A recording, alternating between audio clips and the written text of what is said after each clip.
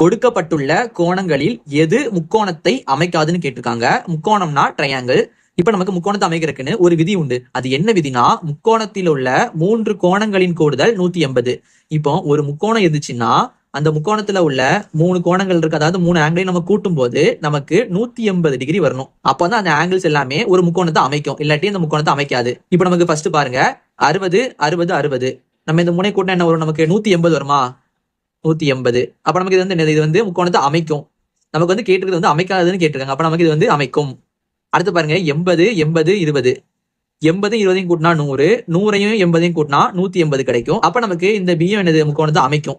அடுத்து சி பாருங்க, 100 50 30. 100 50 150. 30 கூட்டினா 180 வரும். நமக்கு இதுவும் 180 டிகிரி வருது. அப்ப நமக்கு இதுவும் முக்கோணத்தை அமைக்கும். அடுத்து பார்க்கலாம், 40 60 50.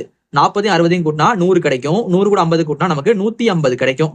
அப்ப நமக்கு இது வந்து என்னது? 180 வரல. அப்ப நமக்கு இது முக்கோணத்தை அமைக்காது. அப்ப நமக்கு ஆன்சர் என்னது? டி தான். இதே மாதிரி 60 டிகிரி 40 டிகிரி 70 டிகிரி இது வந்து முக்கோணத்தை அமைக்குமா அமைக்காதான்னு நீங்க கீழே கமெண்ட் பண்ணுங்க.